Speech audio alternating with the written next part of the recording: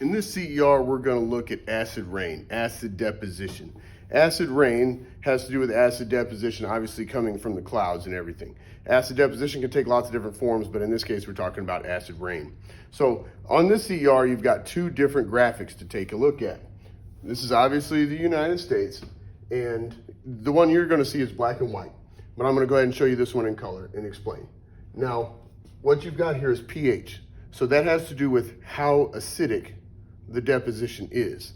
Now, on the pH scale, 0 to 7 is acid. That's why all these numbers that you see are less than 7, because it's referring to acid deposition. If you were seeing numbers from 7 to 14, those are bases, or what we call a base or basic deposition. But we're looking specifically at acidic or acid deposition here. That's why these numbers are what they are. Now, these sort of orange and brown colors here indicate more acidic deposition, and the numbers are lower. The closer you get to 0, the more acidic it is. So these numbers over here, greater than 5.3, greater than 5.3, those are not very acidic acid deposition.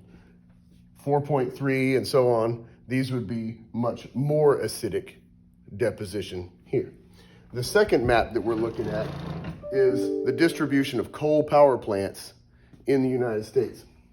So the black that you see here, and you'll see the black and white copy that you're going to have, you will be able to see these. The brown will be in gray, but the black ones that you see here are burning bituminous coal, and the others are burning sub-bituminous coal and others. But all of these are coal power plants, okay?